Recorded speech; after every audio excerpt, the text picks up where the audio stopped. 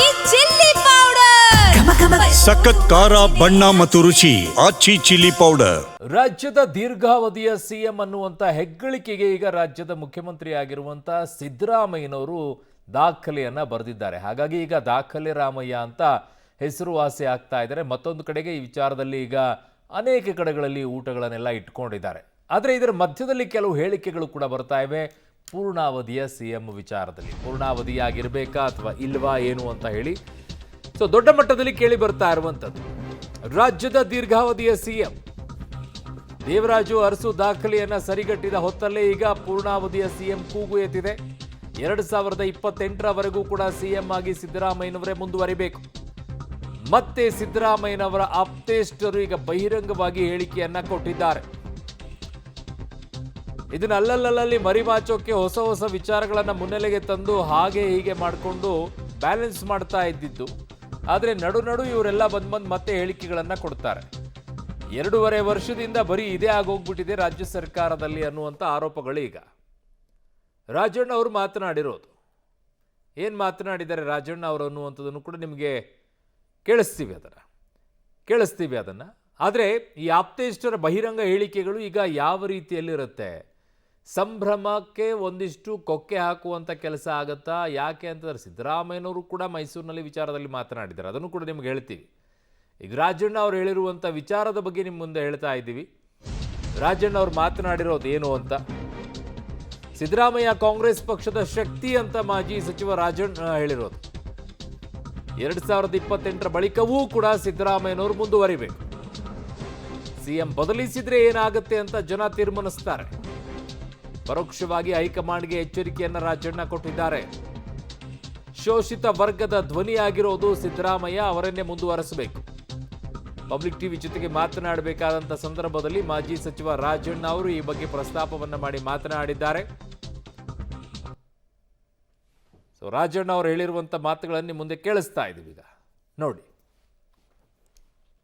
ಮುಖ್ಯಮಂತ್ರಿ ಸಿದ್ದರಾಮಯ್ಯ ಅವರು ಮಾಜಿ ಮುಖ್ಯಮಂತ್ರಿ ದೇವರಾಜ ಅರಸು ಅವರ ದೀರ್ಘಾವಧಿ ಮುಖ್ಯಮಂತ್ರಿಯ ದಾಖಲೆಯನ್ನು ಇವತ್ತು ಸರಿಗಟ್ತಾ ಇದ್ದಾರೆ. ನಾಳೆಗೆ ಅದು ಬ್ರೇಕ್ ಕೂಡ ಆಗುತ್ತೆ. ಇದ್ರ ಬಗ್ಗೆ ಮಾತಾಡಲಿಕ್ಕೆ ಮಾಜಿ ಸಚಿವರು ಕೂಡ ಆಗಿರ್ತಕ್ಕಂಥ KN ರಾಜಣ್ಣ ಅವರು ನಮ್ಮ ಜೊತೆಗಿದ್ದಾರೆ.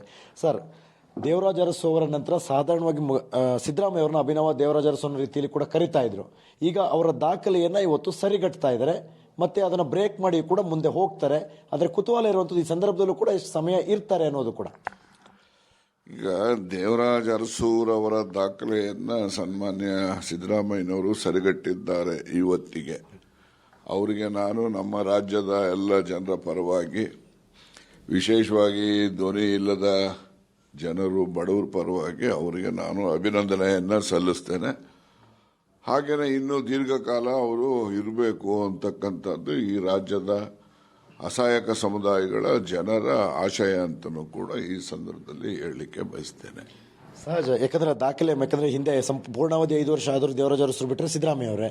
ಈಗ ಹೆಚ್ಚಿನ ಅವಧಿ ಅವರ ಹೆಸರಲ್ಲಿತ್ತು, ಇವತ್ತಿಗೆ ಅವರು ಸರಿಗಟ್ಟಿದ್ದಾರೆ. ಆದರೆ ಮುಂದೇನು ಅನ್ನುವಂಥ ಪ್ರಶ್ನೆ ಸ್ವಲ್ಪ ತಿಂಗಳ ಹಿಂದೆನೇ ಶುರುವಾಗಿದೆಯಲ್ಲ, ಅದಕ್ಕೇನು ಉತ್ತರ? ಅಲ್ಲ, ಮುಂದೆ ಏನು ಅಂತಕ್ಕಂಥದ್ದು ನೋಡಿ, ಮುಖ್ಯಮಂತ್ರಿಗಳನ್ನು ಆಯ್ಕೆ ಮಾಡ್ತಕ್ಕಂಥದ್ದು ಕಾಂಗ್ರೆಸ್ ಲೆಜಿಸ್ಲೇಚರ್ ಪಾರ್ಟಿ. ಈ ಒಂದು ಶಾಸಕಾಂಗ ಸಭೆಯಲ್ಲಿ ಏನು ಆಯ್ಕೆ ಮಾಡಿರ್ತಾರೆ ಅದು 5 ವರ್ಷದ ಅವಧಿಗೆ ಆಯ್ಕೆ ಮಾಡಿರ್ತಾರೆ. ಈ ಮಧ್ಯೆ ಬದಲಾವಣೆಗಳೇ ಆಗಬೇಕು ಅಂದರೆ ಶಾಸಕರ ಅಪೇಕ್ಷೆ ಪಡಬೇಕು, ಮತ್ತೆ ಹೈಕಮಾಂಡ್ನವರ ಸಹಮತಿನೂ ಕೂಡ ಇರಬೇಕು. ಇವೆರಡೂ ಇದ್ದಾಗ ಬದಲಾವಣೆಗಳು, ಅವೆರಡೂ ಇಲ್ಲದೆ ಇದ್ದಾಗ ಬದಲಾವಣೆ ಪ್ರಶ್ನೆ ಉದ್ಭವ ಆಗೋದಿಲ್ಲ. ಯಾಕಂದ್ರೆ ಹೈಕಮಾಂಡ್ ಈಗ ಮಾತು ಕೊಟ್ಟಿದೆ, ಅಥವಾ CM ಅವರು ಕೂಡ ಮಾತು ಕೊಟ್ಟಿದ್ದಾರೆ. 2.5 ವರ್ಷದ ಪವರ್ ಶೇರಿಂಗ್ ಇದೆ. ಈ ಗಲಾಟೆ ಸ್ಟಾರ್ಟಿಂಗ್ ಇಂದಲೂ ಇತ್ತು. ಮೊನ್ನೆ ನವೆಂಬರ್ 20ಕ್ಕೆ 2.5 ವರ್ಷ ಮುಗಿತಾ ಇದ್ದಂತೆ ದೆಹಲಿ ಪೆರೇಡ್ಗಳು ಎಲ್ಲ ನಡೀತು. ಆದ್ರೆ ಏನು ಒಂದು ರೀತಿಯ ಗೊಂದಲ ಇನ್ನು ಮುಂದುವರೆದಿದೆಯಲ್ಲ? ಎಲ್ಲಿದೆ ಗೊಂದಲನೇ ಇಲ್ವಲ್ಲ. ಖರ್ಗೆ ಅವರು ನಮ್ಮ AICCಯ ಅಧ್ಯಕ್ಷರು, ನಮ್ಮ ರಾಜ್ಯದ ಹಿರಿಯ ಮುಖಂಡರು, ಅವರು ಕೂಡ ಅದನ್ನ ಈಗಾಗಲೇ ಅವರು ಕೂಡ AICCಯ ಅಭಿಪ್ರಾಯವನ್ನು ವ್ಯಕ್ತಪಡಿಸಿದ್ದಾರೆ. ಇದು ನಮ್ಮ ಹಂತದಲ್ಲಿ ಆಗಿರ್ತಕ್ಕಂಥದ್ದಲ್ಲ. ಯಾರ ಹಂತದಲ್ಲಿ ಏನಾದರೂ ಮಾತುಕತೆಗಳಾಗಿದ್ರೆ ಅವರ ಹಂತದಲ್ಲೇ ಬಗೆಹರಿಸ್ಕೋಬೇಕು ಅಂತಕ್ಕಂಥದ್ದನ್ನು ಅವರಿಗಾಗಲೇ ಸ್ಪಷ್ಟವಾಗಿ ಹೇಳಿದ್ದಾರೆ. ಅದರಿಂದ ಅದಕ್ಕೆಲ್ಲ ತೆರೆ ಬಿದ್ದಿದೆ ಅಂತೇಳಿ ನಾನು ಭಾವಿಸ್ಕೊಳ್ತೀನಿ. ತೆರೆ ಬಿದ್ದಿಲ್ಲ, ಯಾಕಂದ್ರೆ ಸಂಕ್ರಾಂತಿ ನಂತರ ಕರೀತಾರೆ ಹೈಕಮಾಂಡು, CM DCM ಇಬ್ಬರನ್ನು ಕರೆದು ಮಾತಾಡ್ತಾರೆ ಅನ್ನುವಂಥದ್ದು DCM DK ಶಿವಕುಮಾರ್ ಬೆಂಬಲಿತ ಶಾಸಕರು ಇವತ್ತು ಅವಿಶ್ವಾಸದಲ್ಲಿದ್ದಾರೆ. ಇರ್ಲಿ, ಅದ್ರಲ್ಲಿ ತಪ್ಪೇನಿದೆ. ಕರೆದು ಹೈಕಮಾಂಡ್ ಅವರು ಮಾತಾಡೋದ್ರಲ್ಲಿ ಏನು ತಪ್ಪೇನಿಲ್ಲ. ಅದರಲ್ಲಿ ಹೈಕಮಾಂಡ್ನವರು ಕರೆದು ಯಾರಿಗೆ ಬೇಕಾದರೂ ಕೂಡ ಪಕ್ಷದ ಹಿತದೃಷ್ಟಿಯಿಂದ, ರಾಜ್ಯದ ಹಿತದೃಷ್ಟಿಯಿಂದ ಏನು ಚರ್ಚೆ ಬೇಕಾದರೂ ಮಾಡಲಿಕ್ಕೆ ಸರ್ವ ಸ್ವತಂತ್ರ ಇರ್ತಾರೆ. ಮತ್ತೆ ಅವರು ಸೂಚನೆಗಳನ್ನು ಕೊಡಲಿಕ್ಕೂ ಕೂಡ ಸ್ವತಂತ್ರ ಇರ್ತಾರೆ. ಆ ಸೂಚನೆ ಆಧರಿಸಿ ರಾಜಕೀಯ ಕ್ರಮಗಳು ನಡೀತವೆ. ಹಾಗಾದ್ರೆ ಸಿದ್ದರಾಮಯ್ಯ ಅವರು ಪೂರ್ಣಾವಧಿ ಮುಖ್ಯಮಂತ್ರಿ ಆಗದೇ ಇದ್ರೆ ಏನಾಗ್ಬೋದು ಸರ್?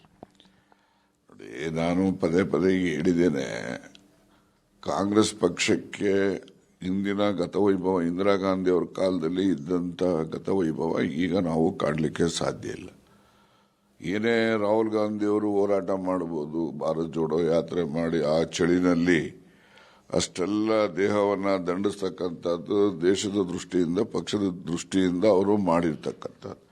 ಹಾಗೆಯೇ ಈ ವೋಟ್ ಚೋರಿ ವಿಚಾರದಲ್ಲೂ ಕೂಡ ಅವರು ಬಿಹಾರಲ್ಲಿ ಪಾದಯಾತ್ರೆಯನ್ನು ಮಾಡಿ ಜನರಿಗೆ ಜಾಗೃತಿಗೊಳಿಸ್ತಕ್ಕಂಥ ಕೆಲಸವನ್ನು ಕೂಡ ಅವರು ಮಾಡಿರ್ತಕ್ಕಂಥದ್ದು. ಹೀಗೆ ಅವರು ಹೋರಾಟ ಏನೇ ಮಾಡಿದ್ರು ಕೂಡ ಇನ್ನು ಸಾಮಾನ್ಯ ಜನರಿಗೆ ನಾವು ಮುಟ್ತಕ್ಕಂಥದ್ದಕ್ಕೆ ಅವರ ಜೊತೆಯಲ್ಲಿ ಕಾರ್ಯಕರ್ತರು ಏನು ಕೆಲಸ ಮಾಡಬೇಕಿತ್ತು ಅದು ಆಗ್ತಾ ಇಲ್ಲ ದೇಶದಲ್ಲಿ ಅಂತಕ್ಕಂಥ ಭಾವನೆ ಬಹಳ ಜನ ಅದರಲ್ಲಿ ಬಂದಿದೆ. ಯಾರು ಒಬ್ಬರೇ ಹೋರಾಟ ಮಾಡಿದ್ರೆ ಅದಾಗೋದಿಲ್ಲ. ಯಾವುದೇ ಒಂದು ಹೋರಾಟ ಅದು ಜನ ಆಂದೋಲನ ಆಗಬೇಕು. ಜನರ